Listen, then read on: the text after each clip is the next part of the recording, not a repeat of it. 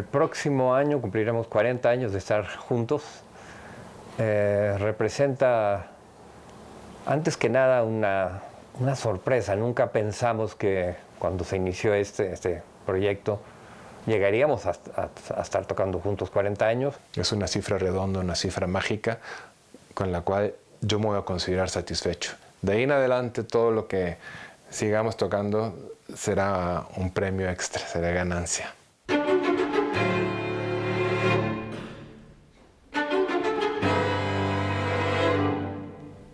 No siento realmente que el año 40 sea más importante que el año 36 o el año 18.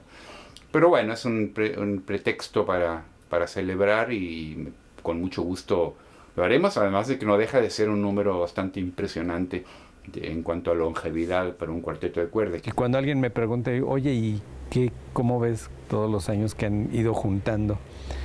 Pues la verdad, lo que más me asombra es lo rápido que se han ido.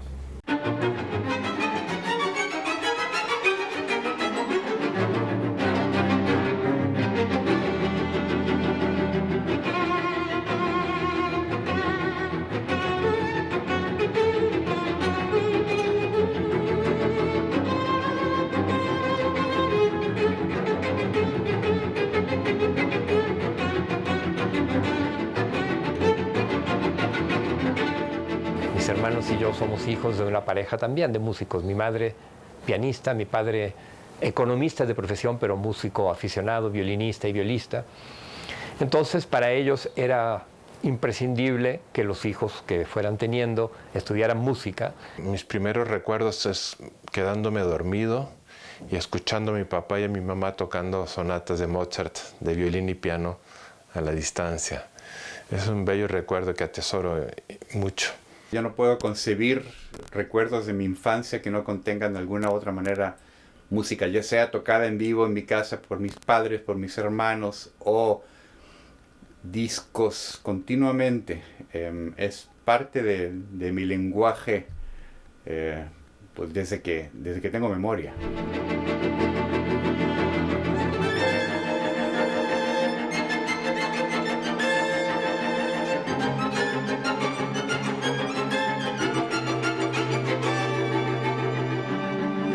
Como soy yo el hijo mayor, cuando cumplí 5 o 6 años, mi padre me pasó el violincito que él había usado en su infancia y yo empecé a estudiar violín con mucha naturalidad, como una actividad más, sin imaginar, por supuesto, que esta sería mi vida profesional.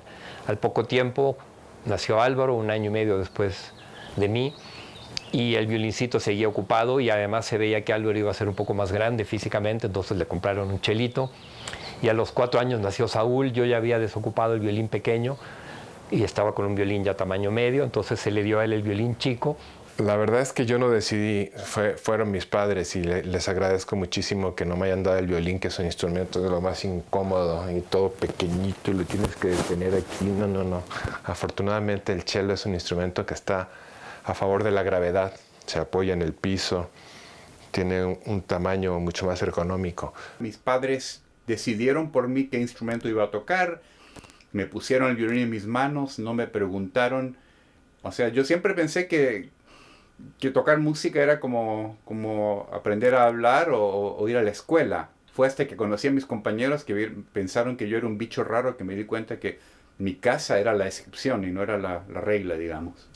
Juntarnos a tocar dúos, tríos, cuartetos era una actividad muy típica de un domingo en la tarde. Y con mi papá y mi mamá músicos y mis hermanos, pues entonces había muchas posibilidades de hacer diferentes ensambles.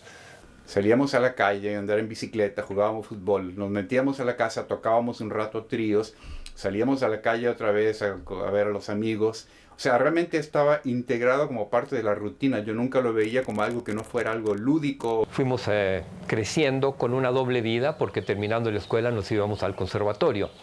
En Chile, en Brasil y en México, a donde llegamos en 1974. Y bueno, ellos ya estudiaban música y en su país natal. Entonces lo primero que hicieron fue irse al conservatorio, el Conservatorio Nacional de Música.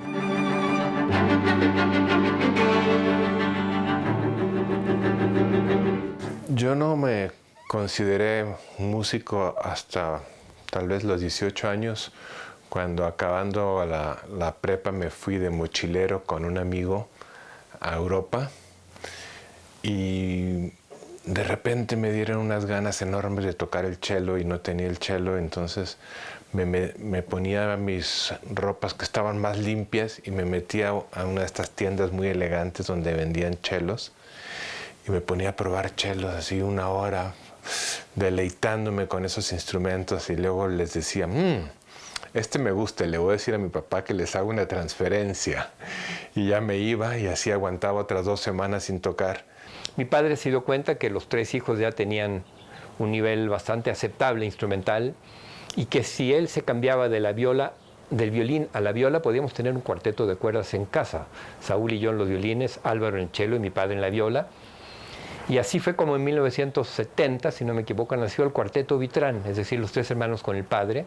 Hicimos varios conciertos, hicimos incluso una gira a Cuba, estuvimos con Leo Brauer y nos divertimos mucho y aprendimos mucho. Pero bueno, llegó el momento en que nosotros, 3 hermanos, tomamos la música de una manera profesional y ahí fue cuando buscamos a Javier, que era colega nuestro en el Conservatorio Nacional, con la idea de ver qué pasaba si empezábamos a tocar cuarteto. Yo en aquel entonces estaba estudiando, terminando mi carrera de violín y me acababa de pasar a la viola. Entonces llega Aarón, llega Álvaro, nos conocemos ahí en el conservatorio. Saúl todavía estaba muy chico, lo fui tratando un poco más tarde. Y empezamos Aarón y yo a tocar dúos. La amistad entrañable que nos unía a Javier desde nuestros años conservatorianos y el haber visto su desarrollo, su progreso como violista, nos hizo pensar en él inmediatamente como el complemento ideal y así ha sido desde entonces. Mucha gente me ha preguntado, ¿y por qué? ¿O cómo lo vas llevando con los hermanos? ¿No se pelean entre ellos? No, mi respuesta es siempre la misma. A la hora de estar en un escenario, o sea, ahí somos colegas, tiene tanta importancia el cello que el primer violín, que el segundo violín o que la viola. El hecho de ser hermanos, desde el punto de vista del cuarteto, yo creo que no es tan relevante porque a Javier lo conocemos también casi desde la infancia. El hecho de ser hermanos pasa a un segundo plano a la hora de trabajar. Somos 4 colegas, somos 4 amigos, somos 4 seres humanos que nos queremos, que estamos embarcados en el mismo proyecto.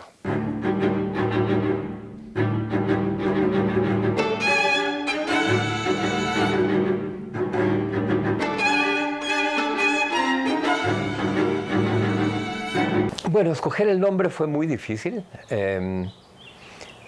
Hicimos una lista y barajamos decenas de posibilidades y de repente surgió la opción de cuarteto latinoamericano. Ha existido un cuarteto, el American String Quartet de Estados Unidos, ha habido cuarteto europeo, un nuevo cuarteto europeo, etc. Dijimos, bueno, un cuarteto latinoamericano no suena mal. Cuando hicimos nuestra primera gira a Europa, a Alemania, llevamos un cuarteto de Brahms, un cuarteto de Bartók y dijimos, vamos a llevar algo latinoamericano. Entonces llevamos el primer cuarteto de Ginastera. Y bueno, la crítica elogió Brahms, Bartók, pero se volvió loco con Ginastera. Al regresar de esa gira nos quedó claro que ese debía ser nuestro camino y empezó un larguísimo proceso que ha durado desde entonces. Interesante. Entonces nos pusimos a explorar más repertorio latinoamericano y nos dimos cuenta que había una mina de oro que no se había grabado. No se habían grabado los cuartetos de Silvestre Revuelta, los de Carlos Chávez, los de Villalobos, no existían grabaciones de todos ellos. El nombre tenía mucho sentido por los integrantes, pero sobre todo porque a partir de ahí la ruta fue clarísima en el sentido de explorar, tocar, grabar este repertorio, darlo a conocer. Nos dimos cuenta que había un nicho de mercado, para usar un término no muy musical, que podíamos explotar. No se puede hacer todo. La elección de repertorio latinoamericano conlleva necesariamente una reducción del repertorio europeo que podemos tocar simplemente por falta de tiempo y de disponibilidad. Es una decisión que hemos asumido con alegría, con plena convicción, pero que también perfila a nuestro grupo como alguien que no podrá y no querrá incluso dedicarse a abordar el repertorio europeo clásico y romántico. Pero lo que a mí me gusta del cuarteto latinoamericano es que no nos quedamos allí. O sea, siempre dijimos, a ver, espérame, a mí me gusta mucho tocar Ginastera, pero también me gusta mucho tocar Haydn y Beethoven y demás, ¿no? No me voy a quedar solamente con eso. Desenterramos una cantidad enorme de cuartetos que nunca se habían grabado ni tocado y a la vez fuimos los culpables de la creación de muchísimas otras obras que se escribieron para nosotros.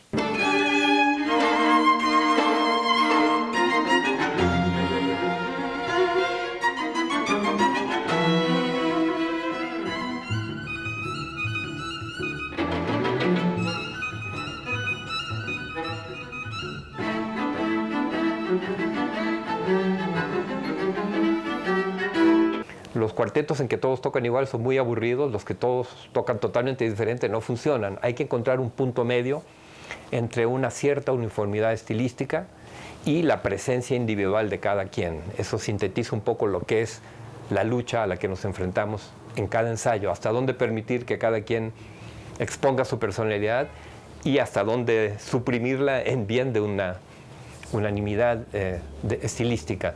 Estamos a favor de la música. Dejamos a un lado los egos y entonces dices, bueno, es que yo creo que esto va a funcionar, aunque yo no estoy de acuerdo con mi colega, pero creo que esto va a funcionar mejor. Tratamos de nunca rechazar a priori una sugerencia, decir, no, estás loco, eso no va a funcionar. Probar todo, probar lo que nos proponen, aunque los otros tres nos parezca a priori que está mal. Y si la propuesta es absurda, por su propio peso caerá. Yo soy alguien soy terco.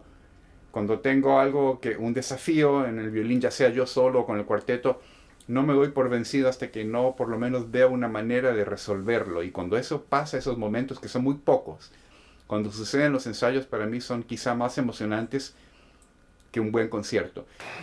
Yo no estoy muy seguro que mis colegas estén de acuerdo. De hecho, sé de uno de ellos, no voy a decir cuál, que definitivamente no va a estar de acuerdo. Para este colega en particular, el momento máximo es estar en el escenario, las luces, el público, la excitación, la emoción. Yo eso lo entiendo, también lo comparto.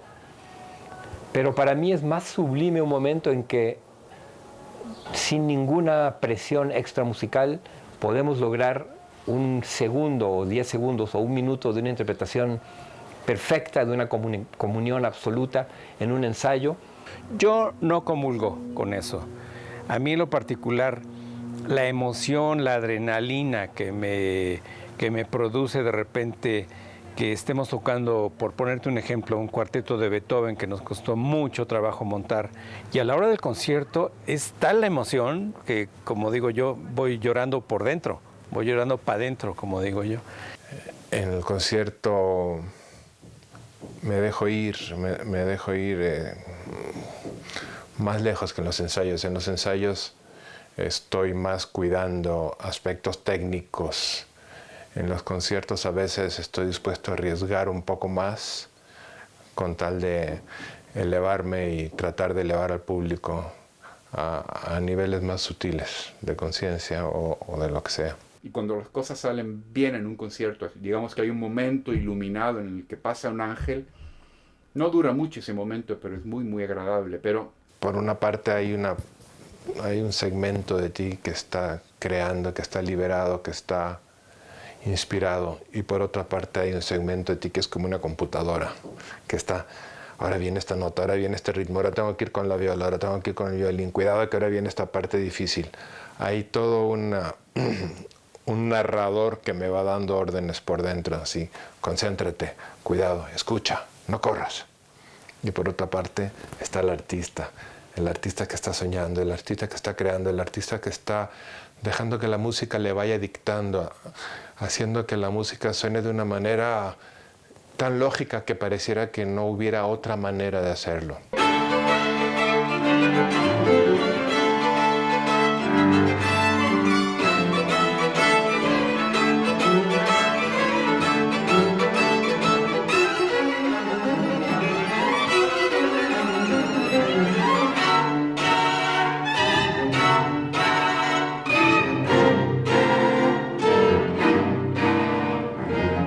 Nosotros no somos muy de improvisar. El que tiene más facilidad para improvisar, me refiero a improvisar que haga algo que no lo habíamos planeado, es Saúl. Yo me expongo, no puedo ser tan cuidadoso como en los ensayos, porque si uno se cuida de tocar bien y bonito, dejas de transmitir el mensaje, ya empiezas a tocar con el cerebro y no con el corazón. Entonces, inevitablemente en el concierto uno toma riesgos. Así, el show, el teatro, los ojos cerrados, el sudor. Yo estoy totalmente en contra de eso. Para mí los movimientos tienen que responder a la necesidad de la música. Y mientras más movimientos y gestos inútiles hagas, más control pierdes. Nosotros somos más como que estamos como una visión periférica. Y en alguna crítica, yo me acuerdo hace algunos años, decía que el cuarteto latinoamericano tenía como conexión telepática.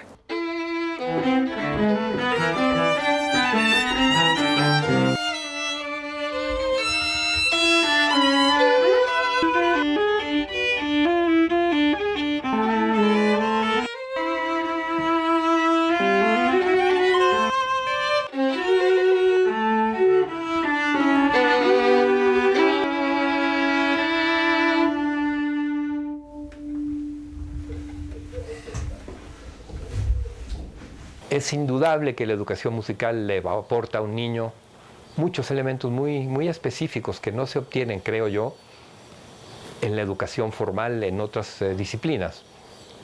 La concentración, la capacidad de tener paciencia, de esperar resultados a muy largo plazo y no de manera inmediata, como es hoy en día la manera de funcionar de nuestro mundo. La capacidad de negociar, dialogar, interactuar de una manera armónica con otros, la posibilidad de una expresión no verbal que te permite decir cosas que te están pasando pero que no logras poner en palabras. La música tiene esa magia fantástica y creo que desde niño un niño percibe que con su violincito puede decir cosas que no puede decir con palabras. En fin, yo soy un convencido de la importancia de la educación musical. La música tiene un poder tan evocador como la Madeleine de Proust. O sea, es algo que te hace viajar inmediatamente. Es escalofriante cómo la música me puede transportar a otras épocas y a otros lugares. Es una sensación inexplicable y muy poderosa.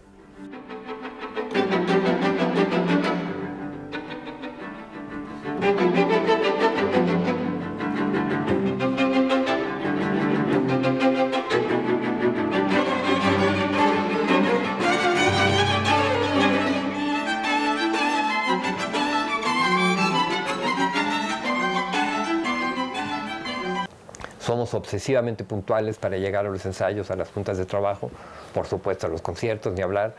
Y eso en muchos grupos jóvenes ha sido un factor que ha causado la desintegración del grupo. Es horrible estar sistemáticamente esperando a una persona que llega tarde, si es alguien con quien trabajas todos los días, y causa muchas fricciones. Nosotros somos privilegiados de ser muy puntuales en la vida privada de cada quien también. Otro punto importante es el humor. Yo creo que nos seguimos divirtiendo mucho, aunque ya no sabemos todos los chistes y los repetimos. Es casi motivo de festejo cuando llega un chiste nuevo, después de tantos años de compartir los mismos. Pero incluso en los momentos más tensos de los ensayos, y vaya que los hay, cuando hay discrepancias profundas sobre temas artísticos, incluso en esos momentos sabemos romper esa tensión con humor. Y en eso reconozco que Javier es un maestro. Yo creo que este proyecto es de nosotros cuatro y de todas nuestras familias, porque sin su apoyo no hubiéramos tenido la fuerza mental para seguir adelante.